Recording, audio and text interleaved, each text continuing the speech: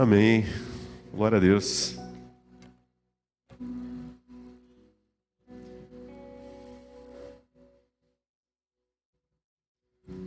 Gostaria de orar com os irmãos nesse momento.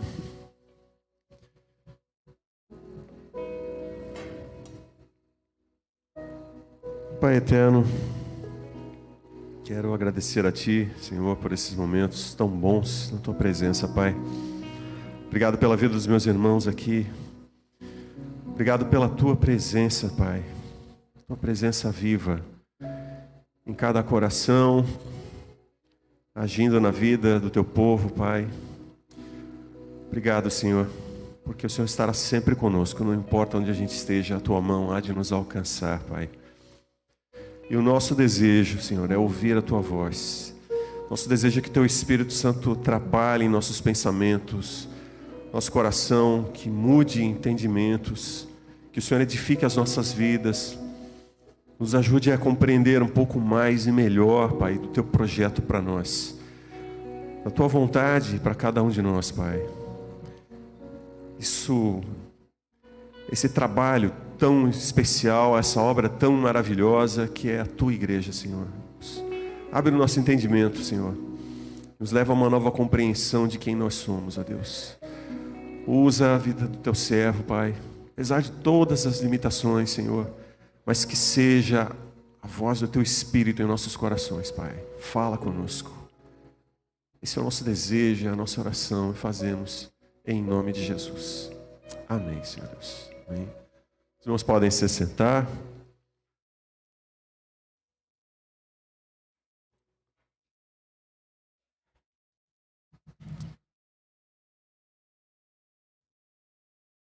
Estamos em uma série desafiadora, né?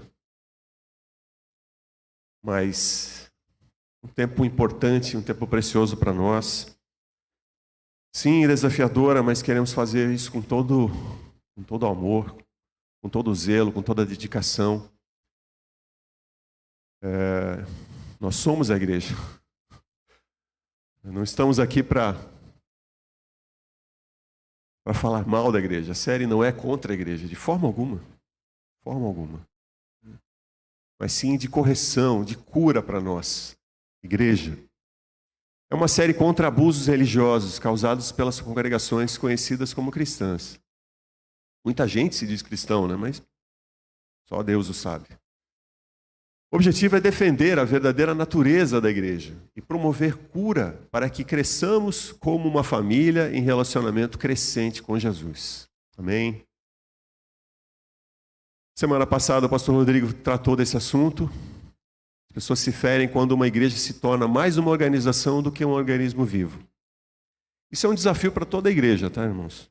Toda a igreja vive nessa tensão. A gente nasce como um organismo. É aquela coisa maravilhosa, aquele agir de Deus que é orgânico, né? Uma vida na vida, ministrando e abençoando e orando. Parece que tudo flui naturalmente, tudo é especial. Mas aí, à medida que nós crescemos, a gente é obrigado a se organizar. Precisa montar uma certa estrutura, Não dá para a gente chegar aqui agora, vamos fazer o culto. Quem vai pregar? Não sei. Eu não tenho, como é que é? Alguém tem que servir lá, tal, né? Quem vai tocar? Tipo assim, vai fluir, né? Parece bom isso, mas conforme a gente cresce, vai se tornando cada vez mais desafiador, cada vez mais difícil. A gente é obrigado a se organizar. Só que à medida que a gente se organiza, a coisa pode ficar tão sólida, tão cristalizada, tão rígida, que sem você perceber, daqui a pouco você já não está mais servindo a Cristo, está servindo a organização. É tanta regra, tanta coisa, que isso pode, isso não pode, aquilo lá tem que fazer, isso aqui, que já deixa de ser um agir natural, um fluir natural. Então toda a igreja passa por essa tensão. Muita gente já foi abusada nesse sentido.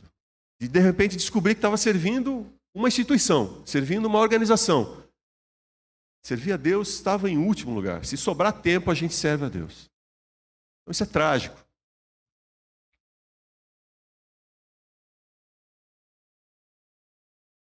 Temos aqui alguns relatos também. são difíceis, tristes, mas são importantes. Talvez você se identifique com alguns deles também. A pior decepção foi em relação aos missionários, que tiveram à frente da dedicação. A dedicação aumentava ou diminuía, conforme o dinheiro que havia. E a cobrança afastava mais ainda as pessoas que acolhia. Até rimou, né? Rima triste, mas tem gente que realmente é movida por outros combustíveis, né? Além do amor a Deus, amor à obra. É algo que é complicado. Manipulavam os fiéis, usavam o nome de Deus somente para pedir voto. Fazia do púlpito palanque, de Jesus cabo eleitoral. Conheci a PIB através da série A Igreja Eleita para uma Missão. E desde então estou sendo curada. Difícil, né? A igreja sofreu muito com isso, com essa questão política. Nós falamos aqui de púlpito. Não, aqui é o púlpito. Aqui é para pregar a palavra de Deus. Não é palanque. Não vamos fazer isso. Fui retirada do ministério ao qual exercia por expor minha opinião.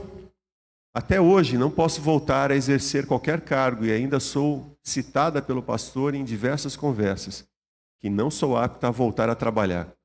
Olha só, até na igreja é perigoso dar opinião, né? Que coisa, até na igreja. Eu estava grávida e era da diretoria das irmãs da igreja e fui convidada a me retirar, pois eles precisavam de mão de obra. E naquele momento eu não podia lavar, limpar banheiro da igreja, então eles não precisavam mais de mim. Que difícil, né? Não ser alguém, ser um serviço, ser alguma coisa, algo que pode ser dispensado. Por causa de política na igreja, sofri muito. Meus filhos saíram da igreja, hoje não querem mais saber de ir a igreja nenhuma. Até casaram fora da igreja. É uma igreja com hierarquia rígida e seletiva. Só alguns tinham acesso aos dirigentes. O que mais foi terrível foi a falta de orientação e comunhão entre a comunidade, incluindo o alto escalão. Que coisa. Tem igreja que parece que tem até seguranças aqui, né, para bloquear o acesso, né? Não é alguém como nós, né? Pastor é ovelha também, né? Tem uma separação enorme assim, né? Pastor e o rebanho. Infelizmente isso acontece, irmãos. Lucas 17:1, disse Jesus a seus discípulos: é inevitável que venham escândalos. Infelizmente essa palavra do Senhor se cumpre em muitos lugares, em todos os tempos. Muitas vezes. É impossível evitar que venham escândalos. É triste e verdade. Mas por que tanto escândalo? Pastor Warren Wiersbe disse algo interessante, né? Durante 20 séculos, a igreja vem dizendo ao mundo que reconheça os seus pecados, arrependa-se e creia no Evangelho.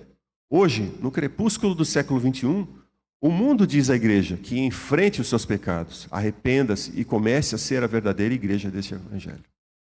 Forte, né, irmãos? Forte. E aconteceu que tantos se afastaram do Evangelho. Enfim, por que tantos escândalos na igreja? Por isso. Não são formiguinhas coloridas, não, são pessoas. Uma multidão de gente, em todo o mundo, em todos os lugares. Igreja é feita de gente. Isso é maravilhoso e também é o problema. A igreja falha na sua missão. Sim, a igreja falha em sua missão, comete sérios erros, exatamente porque é composta de seres humanos que sempre carecem da glória de Deus. Mas Deus assumiu esse risco. Está lá escrito. Em Mateus 9:12. Aí. Jesus ouviu o que disseram e respondeu: as pessoas saudáveis não precisam de médico, mas sim os doentes. Jesus deixou bem claro, ele veio para quem sabe que precisa dele. Você pode até estar com um problema gravíssimo, mas se você falar, não preciso de médico não preciso de nada disso, eu não vou lá porque vai que o médico vai achar alguma coisa. Ele vai descobrir alguma coisa, como se a culpa fosse do médico, né? Não é que ele tem o problema já, não, é o diagnóstico. O médico que falou que eu tinha um problema e aí eu nem vou lá então. Mas se a gente não reconhecer, se a gente não for atrás, morrer nessa situação. Uma tragédia vai acontecer. Então Cristo veio para quem tem esse entendimento, que precisa dele. Por isso, nós vamos falar hoje de nós mesmos, de gente. Gente complicada, gente doente, gente quebrada, gente ferida, gente que fere. Sim. Nessa série que a gente está falando sobre feridos na igreja, usamos esse termo, né? Feridos na igreja. Porque a gente entende que a igreja de Cristo não fere ninguém. A igreja não veio para ferir pessoas. Gente fere gente. As nossas falhas, as nossas fraquezas, as nossas dificuldades, o nosso andar meio longe de Deus, isso acaba trazendo consequências. Acabamos ferindo, às vezes mesmo sem querer, pessoas próximas de nós. Então o Evangelho de Cristo não fere, muito menos a igreja de Cristo. São as pessoas. Pessoas ferem pessoas. E isso, irmãos, não é novidade, tá? Escândalos na igreja, isso vem desde o início da igreja, desde o início da sua história já.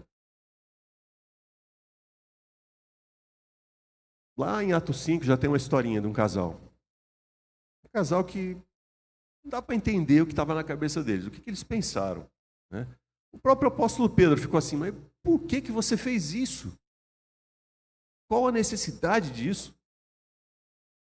O que eles fizeram? A igreja no início começou a crescer muito rápido. Pedro prega lá no início, logo em Pentecostes, 3.000 pessoas se convertem. E mais milhares de pessoas vão chegando, muita gente precisando, muita gente necessitada. Deus faz um mover tão grande ali. Pessoas que tinham muitas propriedades, vendiam tudo que tinham. Iam lá e entregavam aos apóstolos. Aqui é para ajudar os irmãos que precisam. Algo maravilhoso estava acontecendo ali. E aí esse casal olhou assim, que legal, que bonito, fica todo mundo ali admirado, né? Quando as pessoas vêm e trazem a oferta. Eu também quero isso. Estou imaginando, né, o que aconteceu, né? Imaginando o que passou, porque sei lá, não tem explicação para alguém fazer isso. Talvez eles desejaram essa admiração, né? Foram lá vender uma propriedade e separaram uma parte, né? A comissão deles, claro, separaram uma parte. Mas tudo bem, era deles mesmo, não tinha problema algum. Ao invés de eles trazerem, está aqui a minha oferta, tudo bem. Não, eles chegaram lá, está aqui, apóstolo, a gente vendeu e trouxe tudo para vocês. Achando que ia ter aplauso, sei lá, admiração do povo, respeito das pessoas. Pedro olha aquilo e da parte de Deus já, Deus revela a ele. Por que você fez isso? Você não está mentindo para mim e para a gente, você quer mentir para o Espírito Santo de Deus? E Deus executa juízo ali na hora, naquele momento, o homem cai morto. Depois vem a sua esposa, acontece a mesma coisa com ela. Os dois tinham combinado, né? Mentira. Parece algo terrível, algo assustador, mas aquilo criou um respeito tão grande entre o povo, pessoas, um temor tão grande de Deus, um entendimento de que algo muito sério estava acontecendo ali, aquilo não era brincadeira. Aquele agir de Deus, aquele início ali da igreja, não era uma brincadeira, era muito sério. Mas enfim, já temos ali o primeiro escândalo, né? Você ouviu falar de Ananias e Safira? Gente, que coisa! Primeiro escândalo já. Mas não acaba por aí. Já no outro capítulo, logo em seguida, no capítulo 6, já tem a primeira crise na igreja também. As viúvas dos judeus gregos eram deixadas de lado na distribuição do alimento. Todas as pessoas se reuniam lá na igreja, né? Então tinham muitas irmãs que eram viúvas, não tinham condição, né, já idosas. E aquelas irmãs que eram, né, judias de pedigree, né, puro sangue, né, aquele povo, não, esse aqui é judeu, né, de berço, de gerações. Não, esse aqui a gente ajuda. Aquelas ali eu não sei lá, esse pessoal aí estrangeiro que está chegando aí e tal, a gente finge que não está vendo, né? Esquece, dá uma de perdido aí. As irmãs começaram a passar necessidade dentro da igreja. E aí chegou aos apóstolos isso. E aí já vemos a necessidade da igreja se organizar. ali eles instituíram os diáconos, irmãos que iam servir na igreja, para justamente cuidar do auxílio, da distribuição do alimento, da organização da igreja, para que os apóstolos ficassem realmente dedicados à palavra, ao ensino, à oração, ao ministério que Cristo chamou eles. Não dá para fazer tudo, né? Não tem como. Então aí vemos mais um novo escândalo. Depois temos uma crise também, até mesmo entre os próprios apóstolos. Uma treta feia entre os apóstolos. Apóstolo Paulo, apóstolo Pedro. Já pensou? 2 pesos pesados aqui, né? Chegando Pedro a Antioquia, lhe resisti na cara, porque era repreensível. Porque antes que alguns tivessem chegado da parte de Tiago, comia com os gentios. Mas depois que chegaram, se foi retirando e se apartou deles, temendo os que eram da circuncisão. O que estava acontecendo aqui, né? Estava lá o Pedro e Paulo na igreja lá da Galácia, né? Todo mundo reunido ali, vivendo aquele momento de comunhão, aquela celebração maravilhosa, igreja sendo igreja. Todo mundo comendo junto e um momento maravilhoso. De repente chega um pessoal lá de Jerusalém. Tiago era o pastor da igreja de Jerusalém, né? Chega essa turma aqui também, né? Judeu assim, de pedigree, né? Geração ali, aquela liderança importante lá da igreja de Jerusalém e tal. E aí Pedro fica meio sem graça de estar ali com os gentios, né? Misturado com os gentios, né? E aí ele vai meio que de fininho, né? Ele vai deixando o pessoal e vai ficando só com a turminha, com a panelinha dele. E Paulo percebe isso. E aí os outros judeus também dissimulavam com ele. De maneira que até Barnabé que era companheiro, missionário de Paulo, né, se deixou levar pela sua dissimulação. Barnabé também começou a sair meio de fininho, deixou Paulo de lado e foi ficando com a turma lá, né, que era da circuncisão, que é aquele pessoal assim que parece que era mais espiritual que todo mundo, né? Mas quando vi que não andavam bem e direitamente, conforme a verdade do Evangelho, disse a Pedro na presença de todos: se tu, sendo judeu, vives como os gentios e não como judeu, por que obrigas os gentios a viverem como judeus? Paulo falou na cara de Pedro, na frente de todo mundo. Imagina a cena, né? Imagina que coisa feia. Fica assim, mas fala, por que não chamou num canto lá, né? Pô, chama num canto lá e conversa com o cara, né? Na frente da igreja fica feio. O problema, irmãos, é que o pecado já era público. Todo mundo já tinha percebido. Não adiantou dar uma disfarçada, né? Sair meio de fininho assim, ficar lá com a turma. Todos os irmãos sentiram isso, mas por que o irmão Pedro não está mais com a gente, não fala mais com a gente? Logo que chegou o pessoal de Jerusalém, ele se afastou, as pessoas perceberam, o pecado era público. Então, para que chamar no cantinho? Se o pecado é público, o pecado é tratado publicamente. A igreja precisa ver. Precisa ver o que estava acontecendo. Que aquilo tinha que ser tratado. Então não foi para envergonhar Pedro. A vergonha já estava feita, né? Já tinha acontecido. Então Paulo não fez isso para afrontar, para humilhar, para querer parecer que ele era mais espiritual ou melhor que Pedro. De jeito nenhum.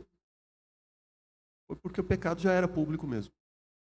A falha de Pedro já era pública. E eu fico pensando, o que aconteceu, né? O que deu na cabeça de Pedro? Gente, era o Pedrão. Pedro, Tiago, João, né? Daquele grupo dos 12, eles eram mais próximos. Jesus investiu tanto na vida de Pedro. Ele era visto como uma liderança natural entre os apóstolos. Ele estava na frente de tudo. Tudo era Pedro que estava lá. Aí, de repente, chega um grupinho de Jerusalém lá, tal, e Pedro fica meio sem graça, fica com medo desse pessoal. Não, esses caras são líderes importantes da igreja, eu não posso perder o apoio deles. Política na igreja? É isso? É o que parece, né? Até o apóstolo Pedro, preocupado, né, em perder respeito, influência de gente importante. Que coisa. Gente como a gente, né? Pessoa comum. Nós olhamos os grandes homens da Bíblia, achamos assim que são, uau, é gente como nós.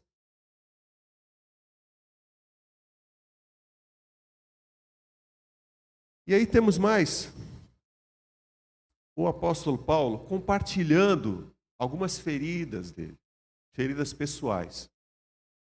Você acha que só você foi machucado? Que só você sofreu injustiça? Só você foi explorado? Não, irmãos. O apóstolo Paulo também passou muita dificuldade, muita luta. Ele dedicou tudo, toda a vida dele, sem reserva, a servir ao Senhor. Foi injustiçado muitas vezes, foi acusado de ser falso apóstolo. Ah, Paulo, você não é de nada, você foi desprezado por muita gente, porque ele já não era o grande orador, o grande apóstolo Paulo. Tinha gente que falava melhor do que ele, tinha gente que era muito mais poderoso na oratória, né, em fazer milagres. E Paulo foi muitas vezes injustiçado. Ele compartilha um pouco com a gente, lá em 2 Timóteo 4, de 1 a 22. Conjuro-te, pois, diante de Deus e do Senhor Jesus Cristo, que há de julgar os vivos e os mortos, na sua vinda e no seu reino, que pregues a palavra. Instes a tempo e fora de tempo, redarguas, repreendes, exortes com toda a longanimidade e doutrina. Porque virá um tempo em que não suportarão a sã doutrina, mas tendo coceira, né, nos ouvidos, amontoarão para si doutores, conforme as suas próprias concupiscências. E desviarão os ouvidos da verdade, voltando às fábulas. Mas tu, ser sóbrio em tudo, sofre as aflições, faze a obra de um evangelista, cumpre o teu ministério, porque eu já estou sendo oferecido em aspersão de sacrifício. E o tempo da minha partida está próximo. Combati o bom combate, acabei a carreira, guardei a fé. Desde agora a coroa da justiça me está guardada, a qual o Senhor, justo juiz, me dará naquele dia. E não somente a mim, mas também a todos os que amarem a sua vinda. Procura vir ter comigo depressa. Porque Demas me desamparou, amando o presente século, e foi para Tessalônica. Crescente para a Galácia, Tito para a Dalmácia, só Lucas está comigo. Toma Marcos e traze-o contigo, porque me é muito útil para o ministério. Também enviei Tíquico a Éfeso. Quando vieres, traze a capa que deixei em Troade, em casa de Carpo, e os livros, principalmente os pergaminhos. Alexandre, o latoeiro, causou-me muitos males. O Senhor lhe pague segundo as suas obras. Tu guarda-te também dele, porque resistiu muito às nossas palavras. Ninguém me assistiu na minha primeira defesa. Antes, todos me desampararam. Que isso lhes não seja imputado. Mas o Senhor assistiu-me e fortaleceu-me para que por mim fosse cumprida a pregação. E todos os gentios a ouvissem, e fiquei livre da boca do leão. E o Senhor me livrará de toda má obra, e guardará-me para o seu reino celestial, a quem seja glória para todos sempre. Amém. Saúda a Priscila e a Áquila, e a casa de Onesíforo. Erasto ficou em Corinto, e deixei Trófimo doente em Mileto. Procura vir antes do inverno. Eubulo e Prudente, e Lino e Cláudia, e todos os irmãos te saúdam. O Senhor Jesus Cristo seja com teu espírito, a graça seja convosco. Amém. Amém. Então aqui temos Paulo compartilhando da sua situação. Preso, passando frio, longe das Escrituras. A gente não tinha, né, a Bíblia, a gente leva toda a parte com a gente. Eram pergaminhos, ele estava longe de poder ler as Escrituras, abandonado por todo mundo.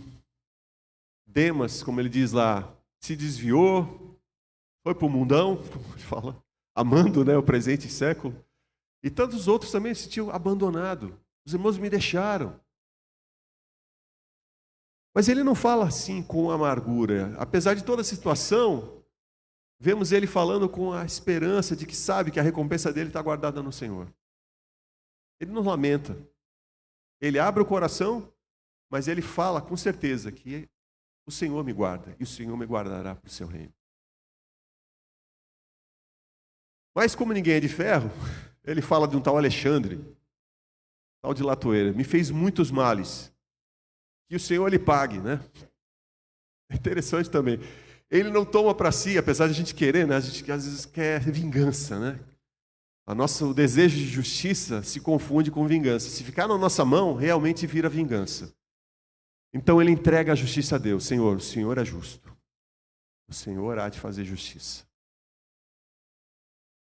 Então fala isso sem amargura. Ele sofreu muito, mas ele entrega a justiça a Deus.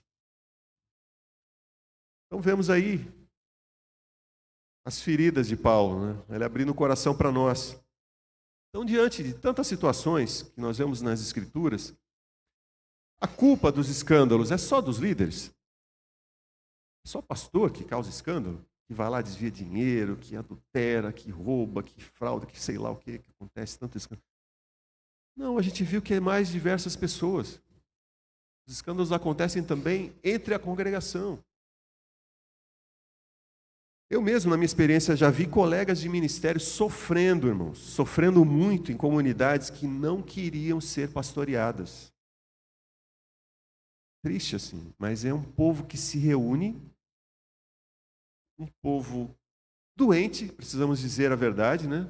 Porque é uma doença isso já, uma doença de alma, pecado isso. Não queriam ser pastoreados, eles queriam apenas alguém para servi-los, enquanto eles não encontravam um pastor que estivesse à altura de pastoreá-los. Né? Alguém que tivesse o nosso nível. Talvez se o próprio Senhor Jesus chegasse, eles iam perguntar: você tem PhD em teologia? Quantos idiomas você fala? Coisas desse tipo. Então, os escândalos vêm das mais diversas partes.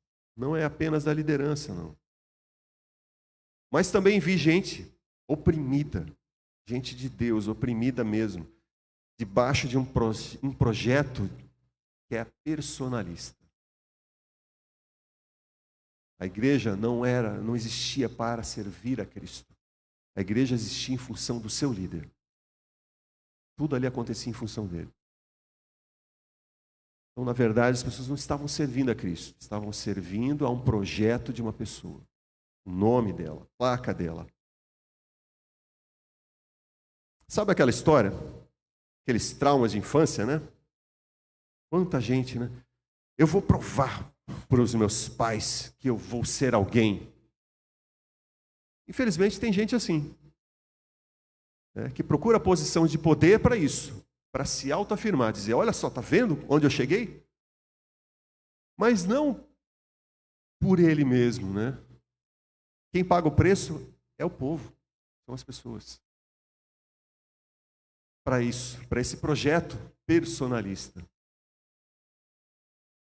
Tem muita gente chamada por Deus. Mas é interessante que geralmente aquele que é chamado por Deus, como a gente vê em toda a Escritura, né? Toda vez que Deus chama a pessoa certa para uma obra, a pessoa: eu, Senhor, o Senhor tem certeza que sou eu? A pessoa teme como vai ser isso. Ninguém vai assim: não, beleza, eu mato no peito, Deus, pode mandar que está tranquilo. Ninguém chama a si mesmo, né? As pessoas são chamadas por Deus e muitas vezes lutam contra isso. Tem medo, é natural. Né? Mas Deus capacita. Mas infelizmente tem gente que parece que quer provar algo para os outros. Aqueles meus colegas de lá da escola que ficavam fazendo bullying, zombando de mim, eles vão ver só, eu vou ser um cara importante. Mas há também grandes perigos. Como eu falei, né? O problema é só dos líderes? Não. Tem muito lobo, né? Em pele de ovelha, em pele de pastor. Existe isso, gente manipuladora. Mas também existe um grande perigo também. Líderes carismáticos. Sabe? Carisma. Gente bonita, boa aparência, assim, que fala bem. Gente que tem talento, que canta, que toca, que faz e acontece. Carisma. Carisma é uma coisa magnética, né? Atrai as pessoas. A gente gosta, é natural. Está em nós isso. A gente gosta de gente que fala bem, que canta bem, que toca bem. Todo mundo gosta de ver algo bem feito, uma obra bem feita.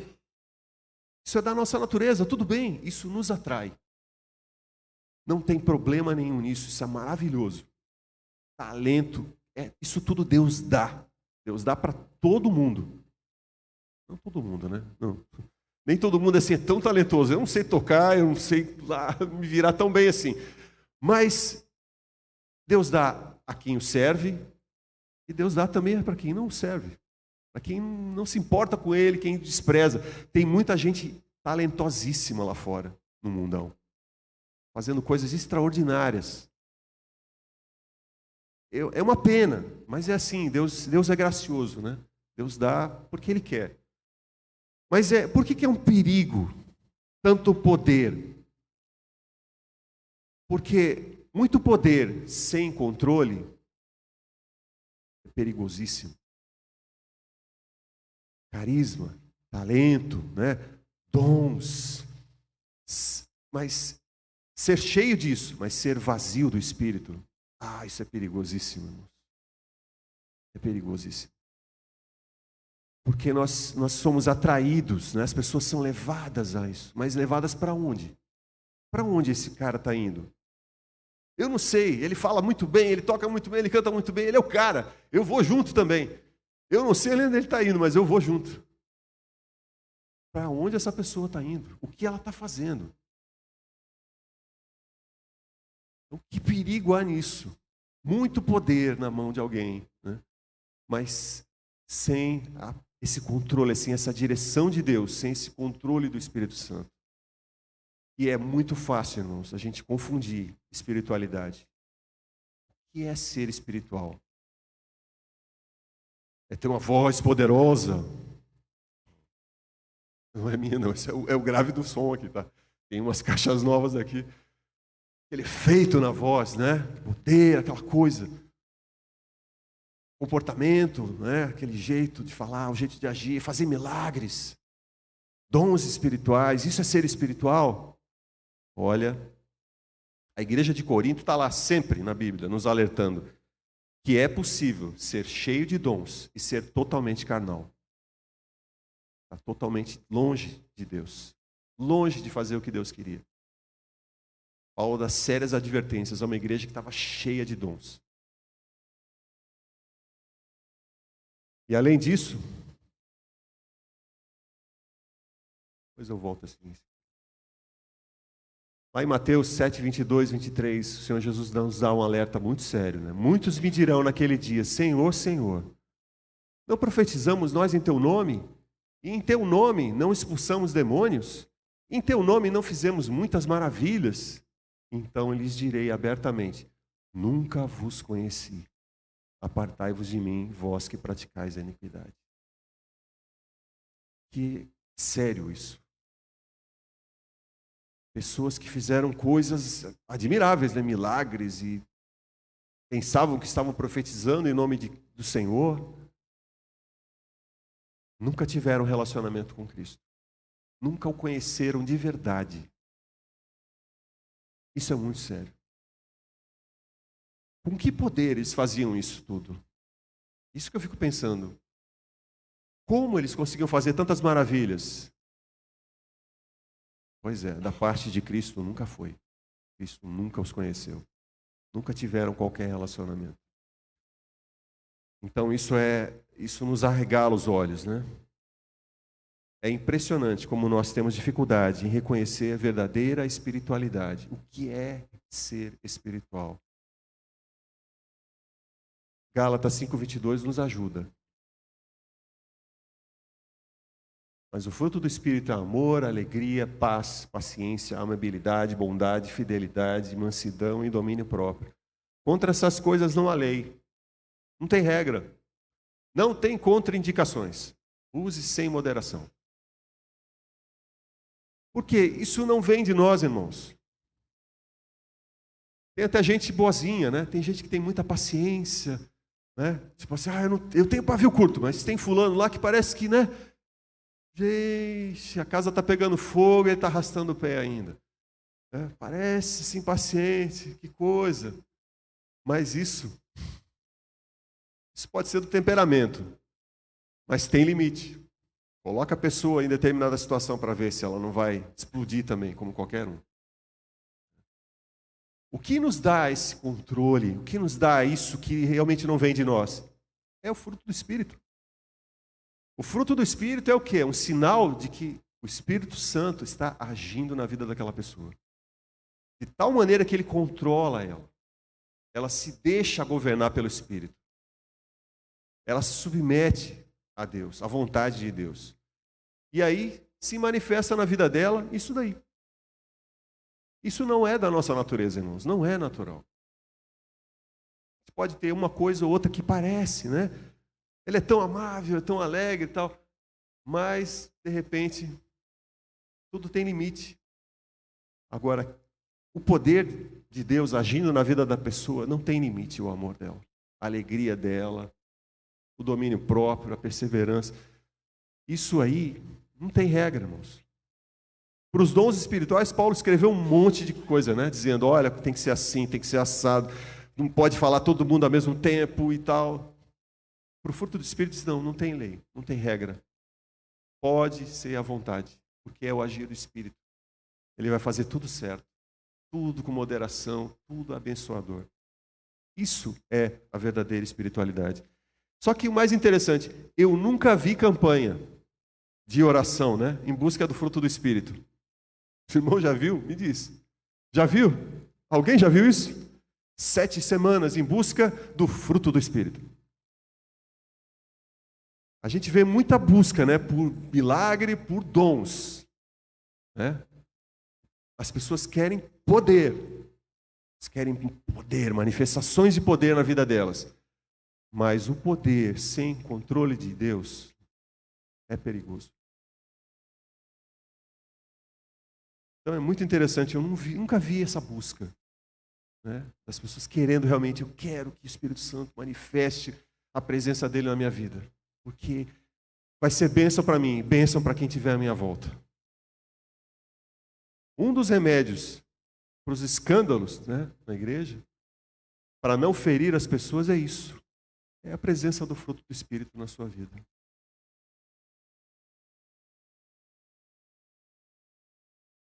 Diante de tudo isso, diante de tantos escândalos, de tantas dificuldades, né, como é que as pessoas reagem? Chega! Já sofri demais, eu não quero saber mais de igreja. Eu vou ser igreja na minha casa. Só eu e Deus. Tem uma sugestão para você. Tem uma ilhazinha lá na Islândia, quase lá no Polo Norte, tá? É uma ilha pequenininha, né? Tem até uma montanha, não é tão pequena assim. E tem uma casinha lá naquela ilha. Aquele pontinho branco ali que você não está nem vendo ali, é uma casinha, tá? É a casa mais isolada do mundo. Pensa assim, a pessoa, não quero saber de mais nada, eu quero ir para um lugar onde ninguém me conheça, eu quero isolar totalmente. Tá lá, ó. Islândia é o endereço, tá? A casa mais isolada do mundo. O problema é que esse não é o plano de Deus para nós. Não é isso que Deus quer para você, viver isolado. Deus não nos criou para isso. Somos seres que foram criados para relacionamento. Com Ele e uns com os outros. A gente precisa disso. Mas antes a gente precisa encarar algumas questões. Isso tem que mudar no nosso entendimento. A gente precisa ter uma visão correta do que é ser igreja. Igreja não é prestadora de serviço. Não. Como assim? O mundo vê a gente assim, né? O mundo tolera a igreja porque vê que a gente presta serviço social, né? A gente vai lá e ajuda na recuperação de presos, ajuda as pessoas mais pobres. Então o mundo tolera a igreja, porque tem algum benefício social. Então eles nos veem assim, como prestador de serviço. A igreja não é prestadora de serviço. Isso pode contaminar a nossa mente. Então quando a gente pensa assim, vou escolher uma igreja, parece que a gente está escolhendo condomínio, né? Esse aqui é legal, esse tem piscina. Aquele lá tem piscina aquecida. A área de lazer aqui é boa, hein? Tem um lugar ali para as crianças brincarem, né? O salão de festa é bom, tem um tamanho legal. A gente olha a igreja pelos serviços que ela presta. Só que esquecemos que igreja é corpo, irmãos. Igreja é corpo de Cristo. Tem uma ligação, um vínculo ali, que não é só ser servido. Que serviço a igreja vai me prestar? Não. Qual é o meu lugar nesse corpo? Aonde a vida de Deus flui através dos irmãos e flui para a minha vida e flui através de mim. Aonde que é o meu lugar no corpo de Cristo? Isso é ser igreja. Então não adianta a gente ficar, vou reclamar para o Procon, porque eu fui lá naquela igreja e não me atenderam bem. Não resolveram lá as coisas que eu queria, eu não era cumprimentado, não me deram lugar para tocar, sei lá. Que reclamação que a pessoa vai ter. A criatividade aí não tem limite. Mas a pessoa quer reclamar como se fosse um serviço. Não é. Igreja não é prestadora de serviço.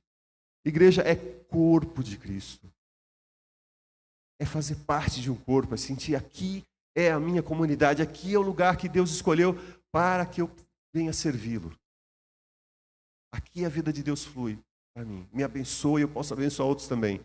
Através do meu serviço, dos meus dons. A gente sente falta, irmãos.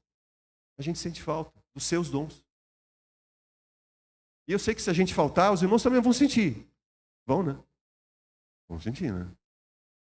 Só para me agradar, por favor.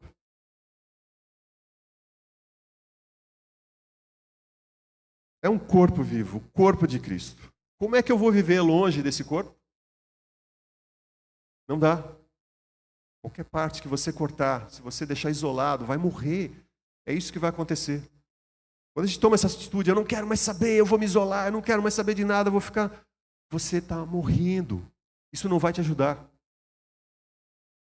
Espiritualmente, de ânimo, de alma, você começa a morrer.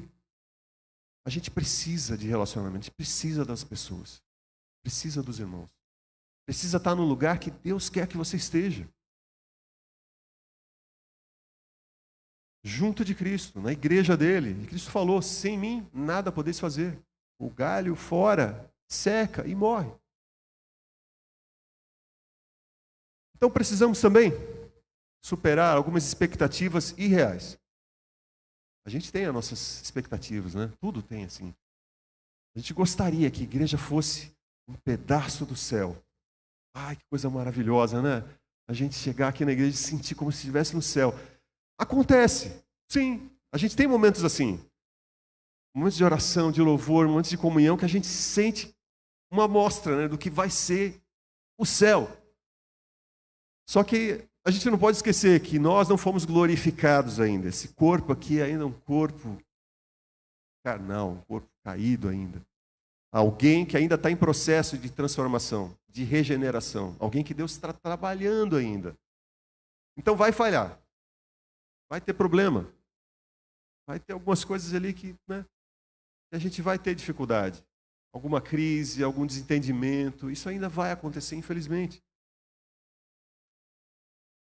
Então tem gente que se escandaliza muito fácil por não ouvir o que espera também. Olha, eu quero dizer para você, Jesus também te escandalizaria. Jesus escandalizou muita gente. Ele não falou o que a pessoa esperava ouvir. Tem várias situações, acho que a maioria delas. A maioria delas, eu separei algumas amostrinhas aqui. Primeiro, os irmãos de Jesus não criam nele. A família dele convivia com ele, cresceram com ele. Chegava assim, mas você quer ser conhecido, mas você não se revela? Por que você não fala para as pessoas que você é o Messias? Você fica aí nessa de, todo mundo pergunta, você fala que é filho do homem, você fica meio sendo enigmático, você cura alguém, depois você fala para não dizer para ninguém. Você não quer ser famoso? Acho que eles que queriam ter um irmão famoso. O objetivo, na verdade, era o deles. Então, os próprios irmãos não criam em Jesus. Eu imagino também quanta gente ficou decepcionada quando chegou num lugar para ser curado e Jesus já tinha saído. E Jesus já foi embora e não falou para onde ia. Como assim? Pois é, ele não estava ali para curar apenas. Ele não veio para curar a pessoa só. Aquilo ali era um dos sinais do Messias. Não era o objetivo da vinda dele. Mas muita gente, eu tenho certeza, que ficou decepcionada por não ter sido curada do jeito que ele gostaria que fosse. Mas não entenderam o objetivo da vinda dele. Os próprios discípulos queriam corrigir o mestre, Hoje não está na moda, querer reescrever a Bíblia. Gente, os próprios discípulos, Jesus estava falando que ia se entregar, que ia morrer na cruz. E estava lá Pedrão. Não, Senhor, imagina, a gente não vai deixar isso acontecer com o Senhor. Isso não vai acontecer nunca. Jesus escandalizou até os 12, até os mais próximos dele. Eles não entendiam o plano dele, o que ele estava fazendo. Para eles, muitas vezes, muitos ensinos de Jesus eram um escândalo. E aquela passagem lá, que a mulher chega pedindo um milagre, e Jesus diz para ela, não é lícito tirar o pão dos filhos para dar aos cachorrinhos. Ah, que palavra dura. Que coisa assim pesada. E os discípulos certos falaram assim, é isso aí mesmo, mestre, esse estrangeiro aí estão atrapalhando a gente aqui. Mas a resposta da mulher, sim, Senhor, mas a gente come das migalhas que caem da mesa. A gente também é abençoado indiretamente. A tua bênção é demais para o teu povo, ela sobra para a gente também.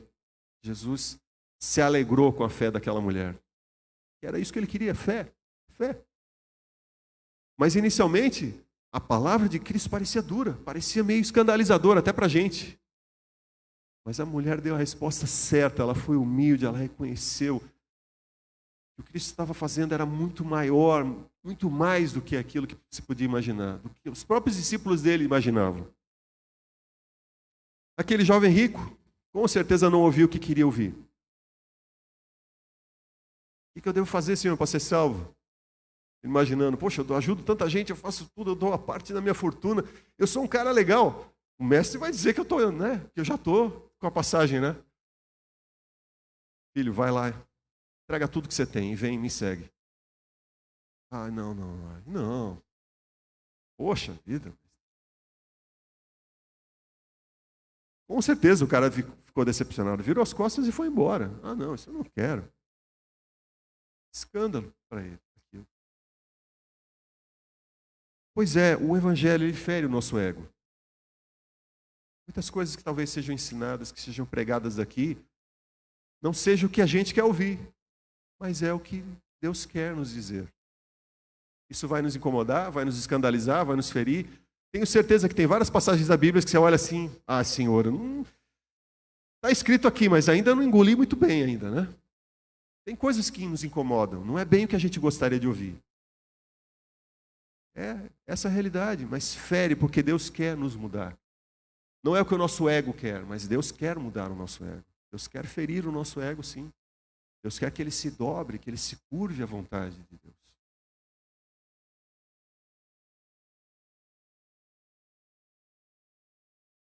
Jesus mesmo disse, essa noite todos vós vos escandalizareis comigo, porque está escrito, ferirei o pastor e as ovelhas do rebanho ficarão dispersas. Cristo ia morrer. Todos eles iam ficar pensando assim, poxa, dedicamos a nossa vida e ele morreu. Fomos enganados. Né? O que adiantou ficar seguindo aí 3 anos o mestre? Ele morreu, ele não era o Messias. Imagina a cabeça desses homens, a decepção deles, a frustração deles, o escândalo deles. Mas era a palavra que Deus tinha para aquele momento. O projeto de Deus era muito maior do que os discípulos imaginavam ou esperavam. Mas escandaliza.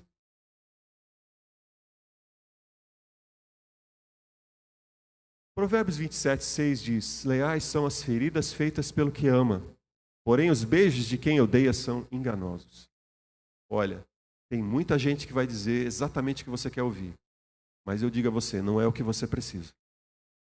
Muitas vezes não é o que a gente precisa ouvir. Às vezes você está ali chateado, você está mal, tudo que você quer é uma massagem no ego. Mas, na verdade, o que a gente precisa é um tapinha assim, bem dado. Ei, acorda.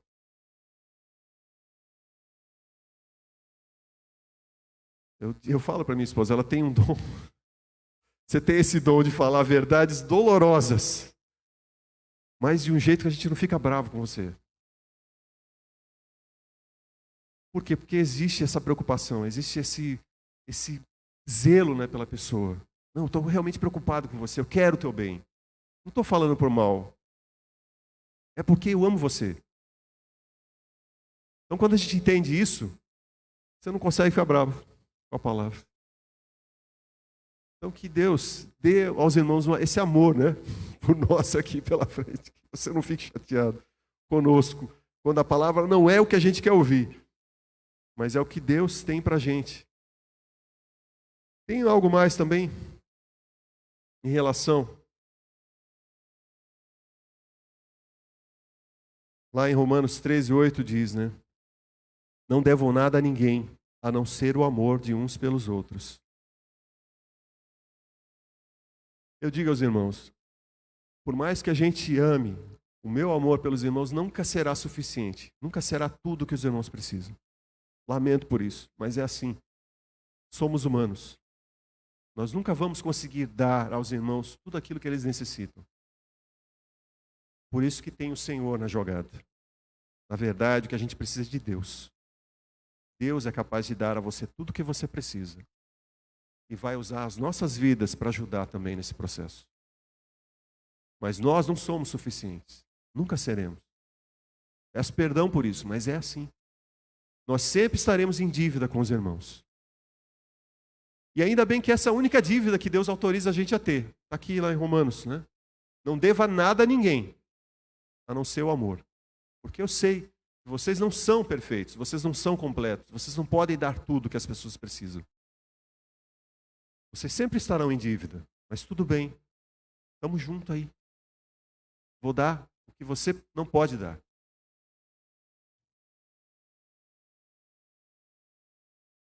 Outra questão. É fácil julgar e condenar. É fácil ser pedra, difícil é ser vidraça.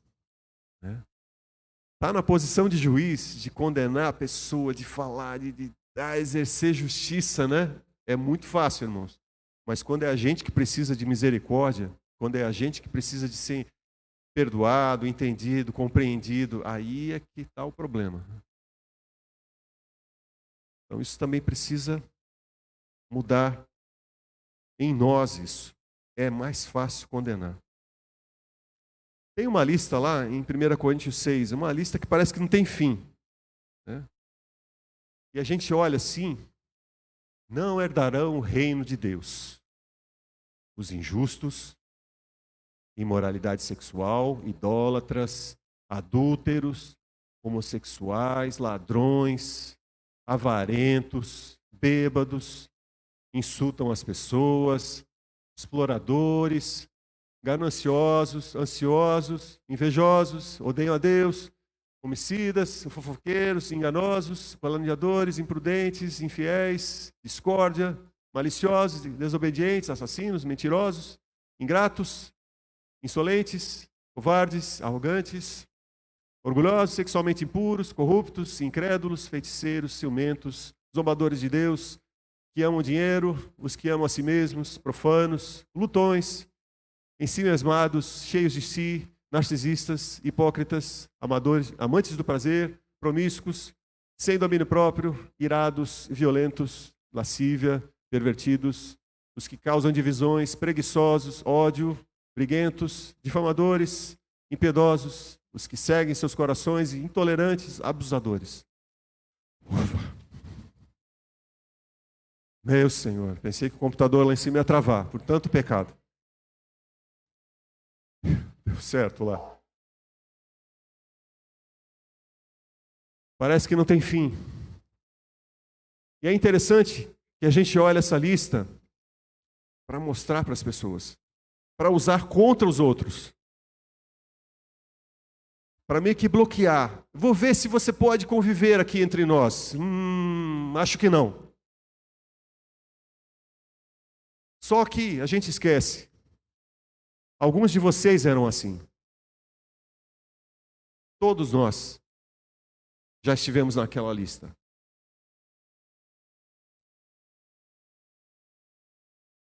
Alguns de vocês eram assim, mas foram purificados e santificados, declarados justos diante de Deus, no nome do Senhor Jesus Cristo e pelo Espírito de nosso Deus. Glória ao Senhor.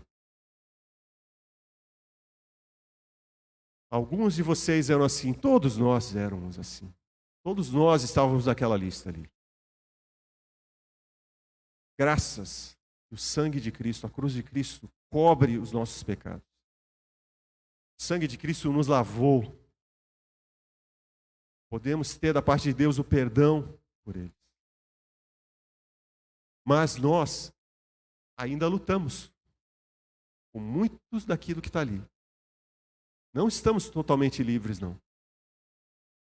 Todos nós temos uma luta diária com essas forças, com o nosso ego querendo trazer de volta, dar o controle da nossa vida a essas coisas aí. É um desafio diário. Então é importante para nós olharmos para isso e nos vermos lá também.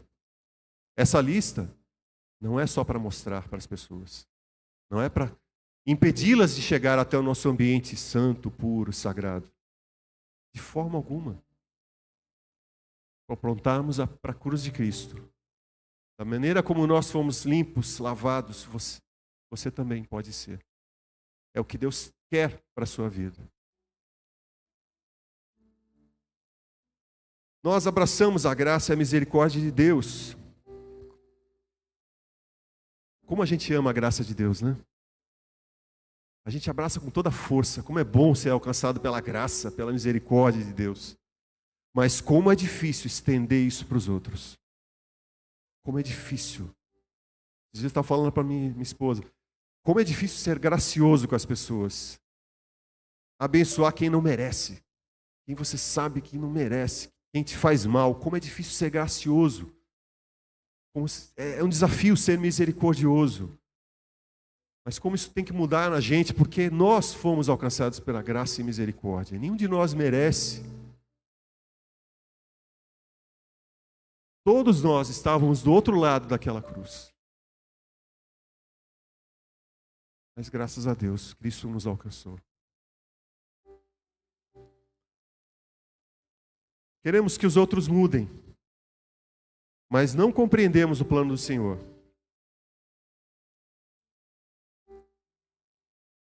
Tem uma frase do Ricardo Agreste que é muito interessante. O propósito principal de Deus, através da igreja, não é criar um grupo de pessoas que propaguem e divulguem as suas virtudes pessoais, mas sim as virtudes de Deus em amá-las, em perdoá-las, em restaurá-las através da obra de Jesus Cristo.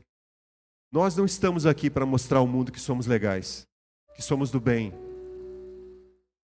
Não tem sentido nisso. Nenhum de nós está aqui para isso. Para mostrar que nós somos mais justos, melhores, nós somos os caras, as pessoas boas desse mundo. Não é sobre nós, é sobre o que Cristo fez em nós. É o que Ele quer fazer no mundo através de nós. Tudo é sobre Cristo. Tudo é sobre Ele. É sobre a graça dEle, é sobre o perdão dEle. Muitas vezes queremos assumir essa postura, né? De que parece que é sobre a gente, né? Não, a nossa igreja, nosso trabalho, não é sobre nós. É sobre o que Deus fez em nós. É sobre Ele. Ele é o centro, Ele é a razão de tudo.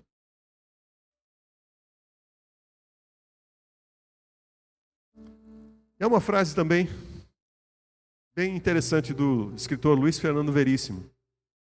Ele diz: uma pessoa é uma coisa muito complicada. Mais complicada que uma pessoa, só duas. 3, então, é um caos. Quando não é um drama. Mas as pessoas, elas só se definem no seu relacionamento com outras. Ninguém é o que pensa que é. Muito menos o que diz que é. Ou seja, ninguém é nada sozinho. Interessante, né? Somos o nosso comportamento com o outro, com o próximo. As nossas relações revelam quem nós realmente somos. Você, acho que ninguém nunca aqui, né? Você já discordou de você mesmo? Você já teve uma treta com você mesmo? Não, eu não concordo, você está errado. Só se você for esquizofrênico, acho que tem uma coisa errada aí, né? Ninguém discorda de si mesmo, né? A gente discorda do outro. A gente tem conflitos com as outras pessoas. Só que nesses relacionamentos, muito se revela sobre a gente. Sobre as nossas dificuldades, sobre as nossas fraquezas. Nosso egoísmo, os nossos pensamentos errados. Como a gente precisa dos outros para se conhecer, na verdade. E muito mais ainda, a gente precisa de conhecer a Deus. Quanto mais próximo do Senhor, mais se revela a sua verdadeira personalidade. Sabe aquele projeto ideal, aquilo ali, aquela pessoa que Deus criou, que Deus idealizou, quem você deveria ser? É isso. O nosso verdadeiro eu está oculto em Cristo. Só se revela à medida que a gente se aproxima dele. Quanto mais próximo, quanto melhor o nosso relacionamento com Cristo, quanto mais unidade a gente tem, mais o seu verdadeiro eu aparece. A sua verdadeira humanidade, aquela que foi criada por Deus. Quem você deveria ser. Deus quer trazer isso. Deus quer nos abençoar com isso. Eu quero conhecer o seu verdadeiro eu. Eu quero que você me abençoe também.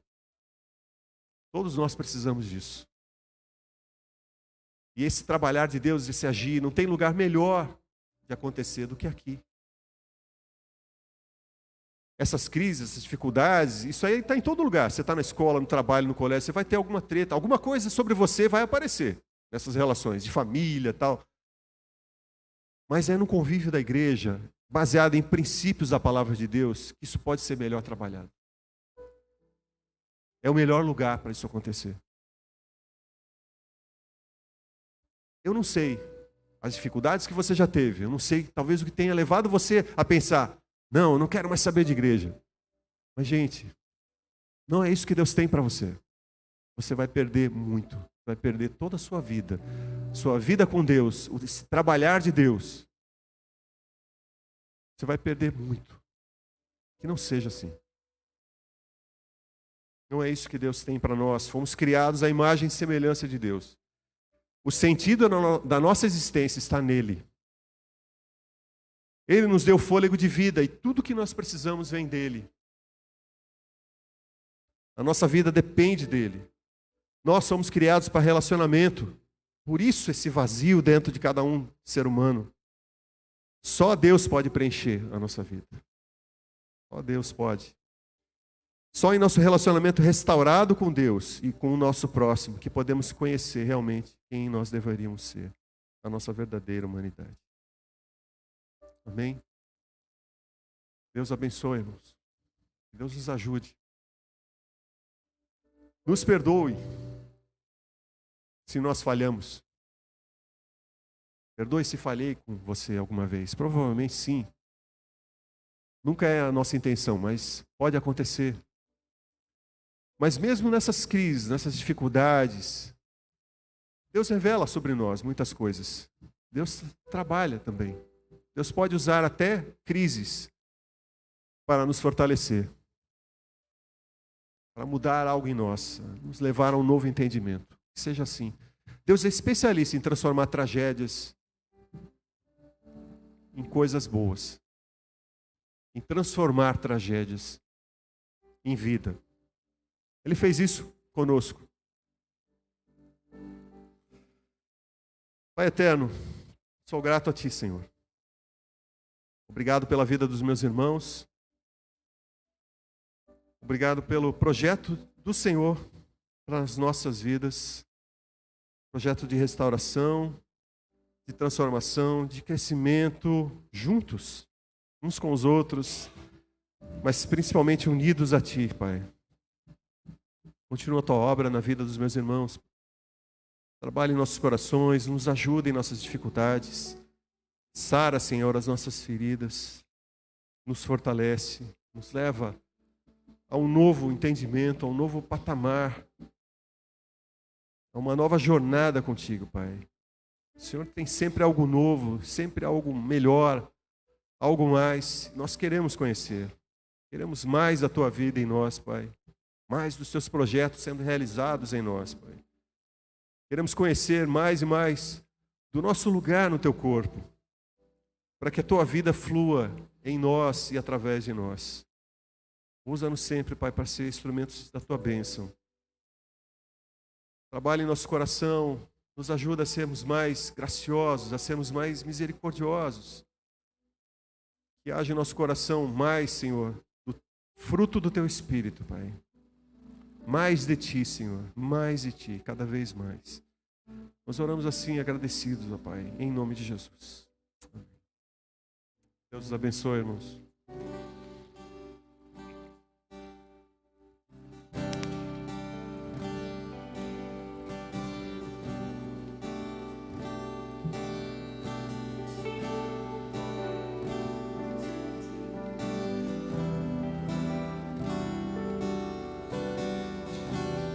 Feche seus olhos. Utilize esse momento de louvor para meditar em tudo que você ouviu, naquilo que a sua alma precisa. Há um lugar de descanso em ti. Há um lugar de refrigério em ti. Há um lugar pra te reinar. Esse lugar é no Senhor.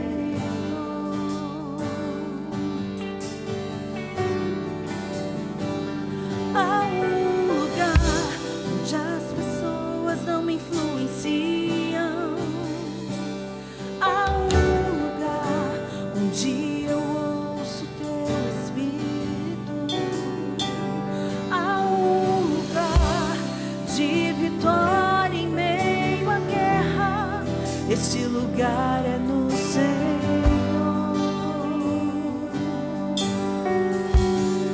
Esse lugar é no Senhor.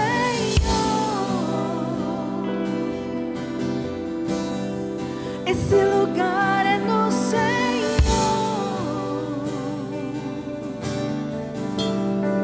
Esse lugar é no Senhor.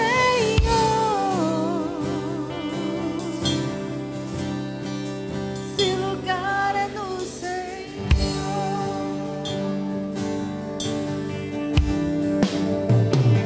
Há um lugar onde a inconstância não me domina. Há um lugar onde minha fé é fortalecida. Há um lugar onde a paz é quem governa. Esse lugar é no Senhor.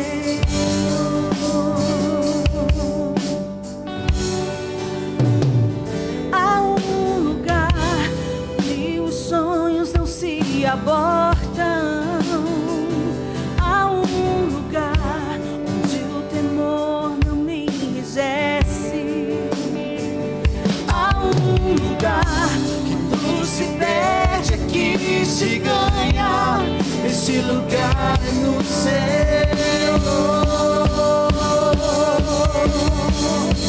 Esse lugar é no Senhor.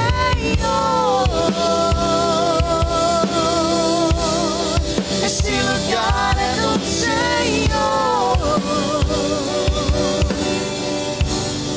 Esse lugar é no Senhor. Esse lugar é no Senhor.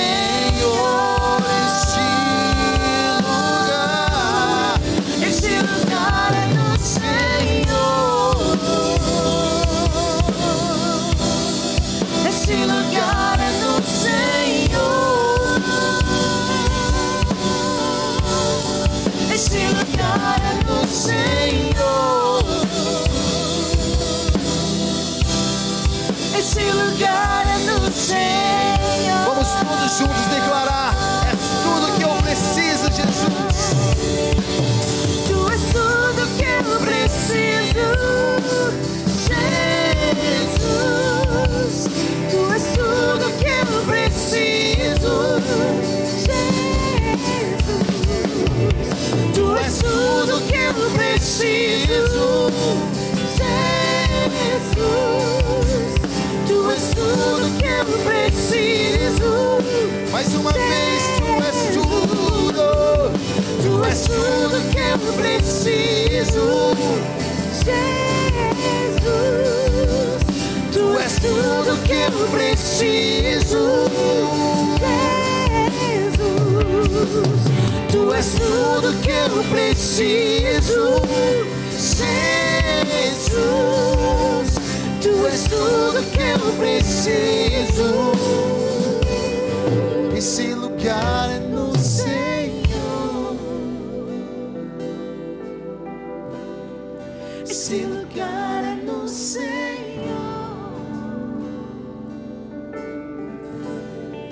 Esse lugar é no Senhor. Esse lugar é no Senhor. Glória a Deus. Glória a Deus. Alô? Alô? Aleluia. Uma salva de palmas ao Senhor. Ele é digno de todo louvor, de toda adoração. Obrigado, pastor Jean. Palavra maravilhosa que o Senhor trouxe para nós essa noite. Aumenta o retorno aqui, por favor. Obrigado. Palavra de cura, né? E é o que o inimigo procura: nos isolar, gerar feridas. E quando a gente guarda falta de perdão, de rancor, mágoas daqueles relacionamentos que nós vivemos, é nisso que o inimigo trabalha com suas setas para nos entristecer, para nos deixar deprimidos, nos afastar do corpo de Cristo. Quando nós estamos unidos, nós temos a oportunidade de trazer a luz. E quando a gente traz à luz aquilo que está preso lá em certos quartinhos dos nossos corações, a gente permite que haja cura, libertação. A gente permite que o Espírito Santo flua com toda a liberdade. A gente permite ser trabalhado, como o pastor Jean falou, o fruto do Espírito, né? São vários gominhos ali, várias qualidades. E a gente só consegue expressá-las estando em comunidade, estando com o outro. Você não consegue expressar amor isolado. E se você deixa de conviver com mais pessoas porque você só quer demonstrar o seu amor, a sua bondade com aquele que está ao seu lado, já é um sinal que está muito limitado aí essas qualidades. A gente tem que fluir isso para o mundo, a gente tem que fluir isso para todos que Deus colocar no nosso caminho e desenvolver isso em corpo. Gostaria de orar com os irmãos. Pastor Rodrigo está com seu irmão no hospital, Rômulo. Pastor José também, seu irmão André Gabriel está hospitalizado. Hoje de manhã um irmão falou: pastor, acompanhando o grupo de oração ali, nós temos um grupo de oração no WhatsApp. Se você quiser ser inserido, pode falar comigo depois. A gente vê como tem pessoas enfermas, quantas pessoas sofrendo. E é isso, um dia pode estar ao nosso lado, um dia pode ser conosco. E cabe nós, como corpo, estarmos orando. Tiago 5,16 diz: portanto, confessem seus pecados uns aos outros e orem uns pelos outros para serem curados. A oração de um justo é poderosa e eficaz. Então, gostaria que você... Vamos orar por dois propósitos. Se você, em primeiro lugar, pelo Rômulo, pelo André Gabriel. Se você conhece alguma pessoa que está enferma, se você está enfermo, vamos levantar um clamor agora. E se você estava com a sua alma enferma, se isolando do mundo, das pessoas, afastado do corpo de Cristo, peça para que o Senhor, através dessa palavra que foi ministrada essa noite, traga cura para você, que você tire esse peso, esse fardo das suas costas e que você se permita estar reintegrado ao corpo, aprendendo, caminhando junto, emprestando seus talentos, seus dons, o seu abraço, o seu sorriso. Vamos orar ao Senhor. Pai, em nome de Jesus, nessa noite, Senhor, queremos pedir pela vida dos enfermos, Pai. Aqueles que se encontram nos hospitais, aqueles que se encontram nos seus lares. Muitos gostariam de estar aqui celebrando, congregando. Por alguma enfermidade não conseguem caminhar, não conseguem sair de um leito de cama. Queremos clamar pela vida do Rômulo, do André Gabriel, por todos esses pedidos, Senhor, que cada um apresenta a Ti nesta noite, através das suas orações. Cada um aqui que estava ferido, Senhor, que foi ferido, que estava machucado por pessoas, se machucaram no caminhar em igrejas. Deus querido, clamamos por cura, meu Deus, em nome de Jesus, que o Senhor envie os seus anjos. O Senhor é o médico dos médicos, Pai. Que o Senhor dê um decreto dos céus, para que essas vidas sejam restauradas, seja na sua alma, seja no seu físico, em nome de Jesus, Pai. A Ti clamamos, a oração de um justo, a oração daquele que foi justificado e é justificado por Jesus Cristo. É no nome dele que nós pedimos, Pai, que em nome de Jesus, toda amarra de amargura, toda depressão, toda doença no sangue, nos órgãos, no corpo, caia por terra, Senhor, em nome de Jesus.